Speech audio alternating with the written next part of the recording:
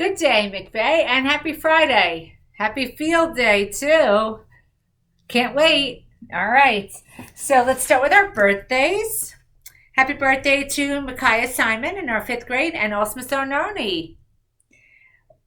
Happy birthday to Sophia Manis and Olivia Manis tomorrow. Let's see if there's any more birthdays for tomorrow. Yes. Honora Sarkar in our kindergarten, happy birthday tomorrow. And on Sunday, happy birthday to Maria Capanolo in our second grade and Elise Lopez in our first grade. All right.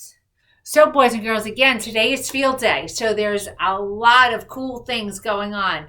You'll see I'm wearing one of the field day shirts. Love this color, by the way. And if you didn't notice now, all of our shirts are different colors, the colors of the rainbow. And they're beautiful.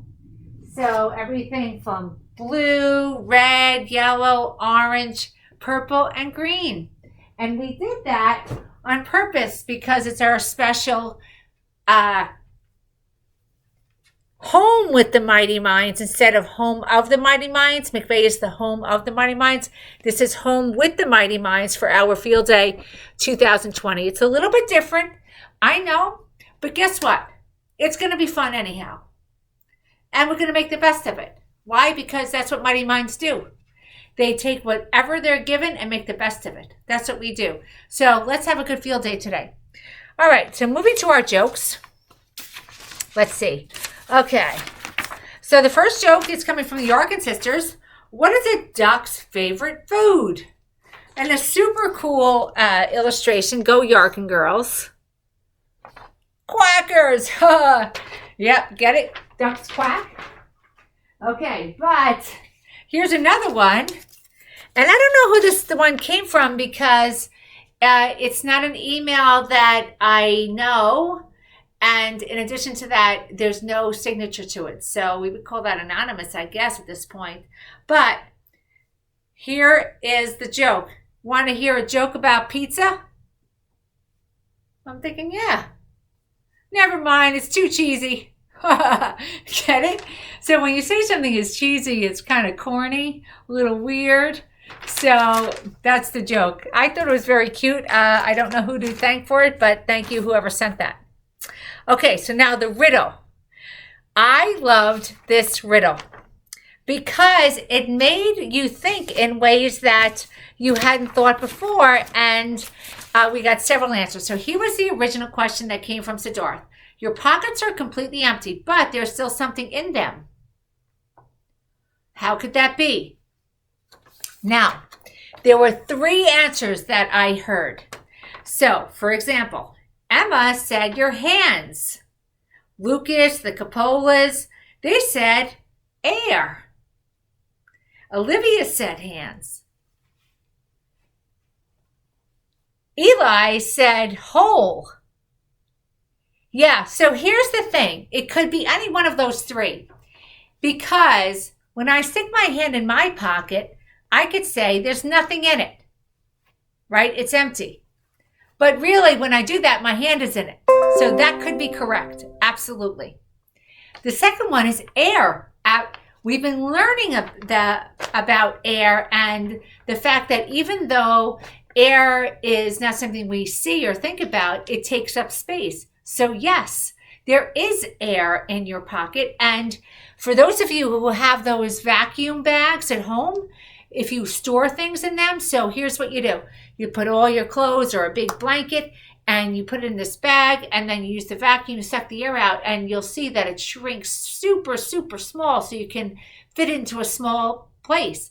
And then when you want to use it again, you take it out of the bag and it fluffs back up. That's because the air then gets back into it, right? Okay, so air is also correct. Well done. Way to think scientifically. And the third one was a hole. Yes, you could have a hole in your pocket and therefore there's nothing in your pocket. So way to think. Love the thinking that went on. Okay, so now we have another riddle. Again, this one came in that anonymous email.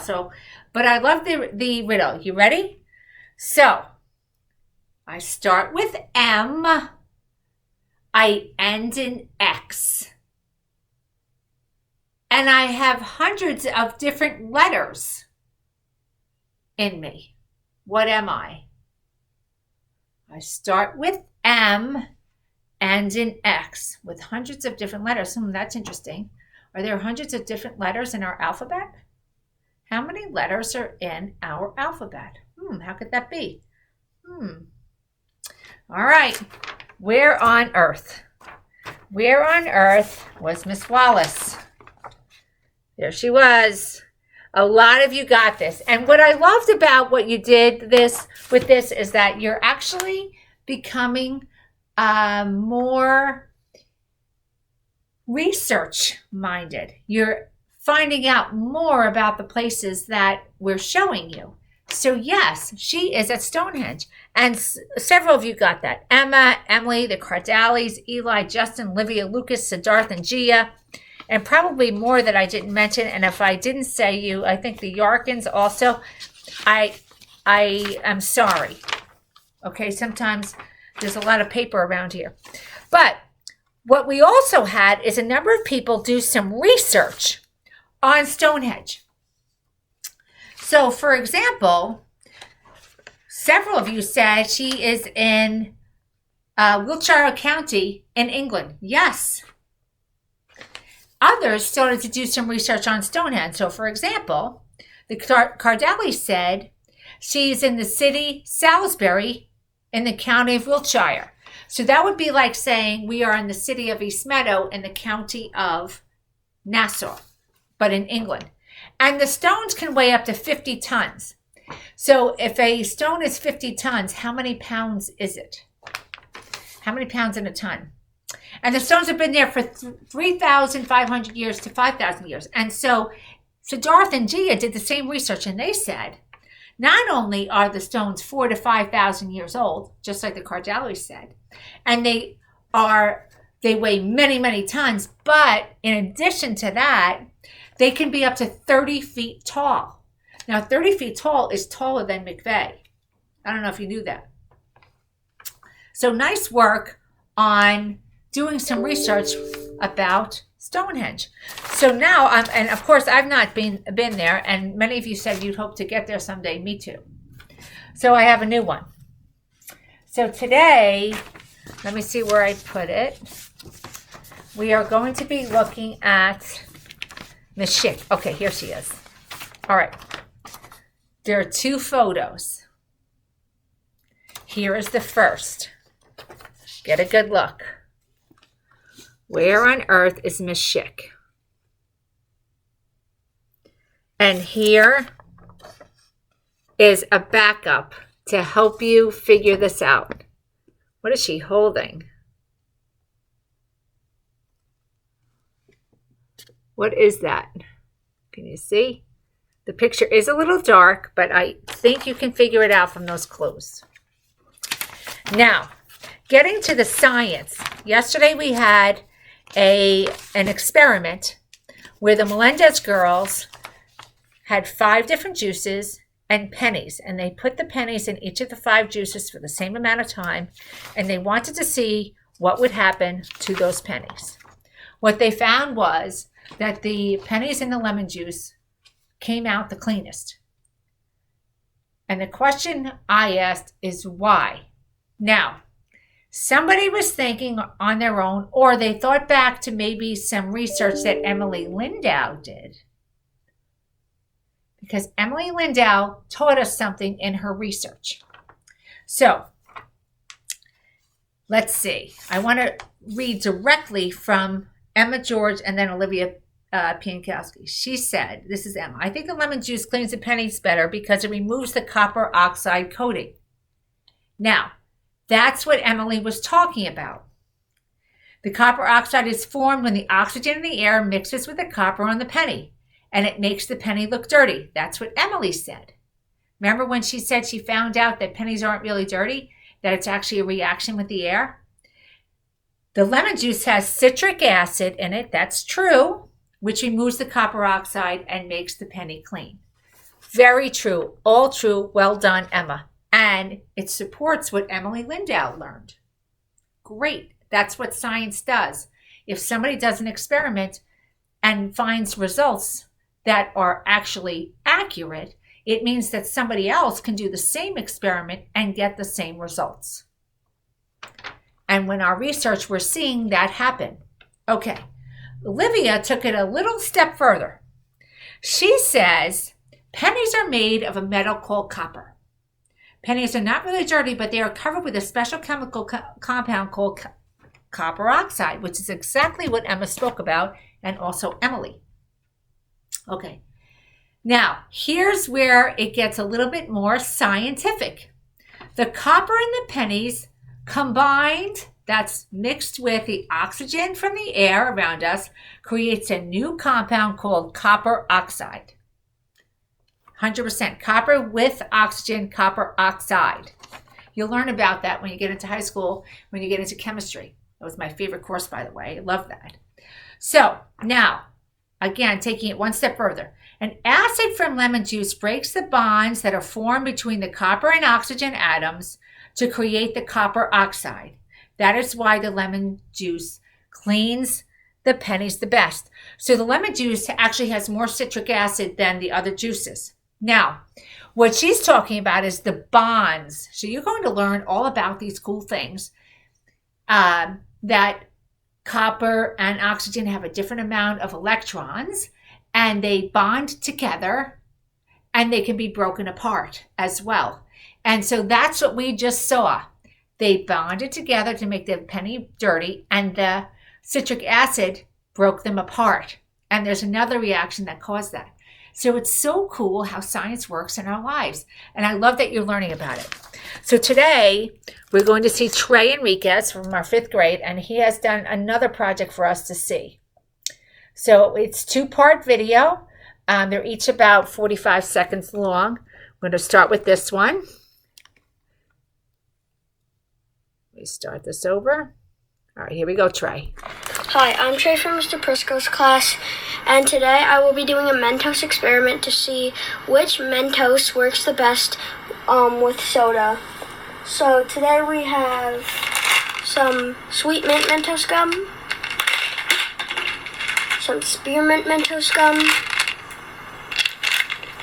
and just some regular Mentos. So after I make this video, I'm going to go outside and see which Mentos works the best with soda. And my hypothesis is that the regular Mentos will work the best just because I haven't seen anyone else use other Mentos for Mentos and soda videos. So yeah, this is Trey from the Priscos signing off. Okay. So now let's see part 2. All right, here's the second half. So we're going to be using 3 Mentos on 1 full Diet Pepsi bottle.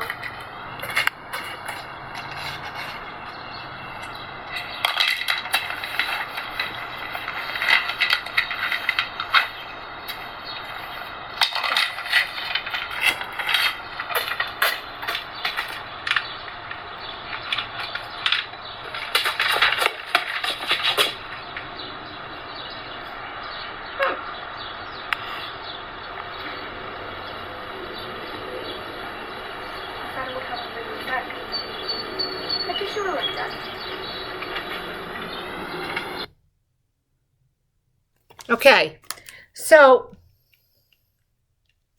I'm going to come in a little bit closer there. All right, so you can see there's a reaction with the Pepsi.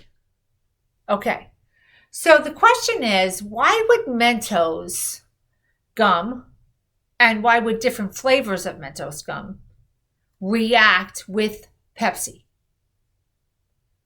Is it just Pepsi? Would it work with, let's say, Coca-Cola or Sprite? Why would that be? So when you see something happening in the world, boys and girls, you have to say to yourself, why is that happening? Let me figure that out. That's how we solve problems and make progress. It's everything from figuring out what to do if you have to leave the room and the chair is in the way. What should I do? I could go around, I could move the chair, right? To figuring out why lemon juice cleans a penny. You have to use your mighty mind. And so I know you can. And we talk about it every day, and you prove it to me when you respond. And these science fair projects have certainly taught me a lot about how much you're using your mighty mind. Okay, so before we end today, I have to put a shout out to the fifth graders. Fifth graders, please, please, please, can you get your graduation cap and backgrounds done and get those to Miss Hoskin ASAP? We need those. Okay, we need those because we need them for you. You're going to want your drawings to be part of the project that we're working on for you. Okay, please. Thank you. All right, and so it's time for our mighty kind moment of the day. Let's get our drum roll. Dun, dun, dun. Okay, here we go. So we'll go to, oh, this is cute. So it just says, another one of our bags, kindness counts, and it has all of the numbers on it.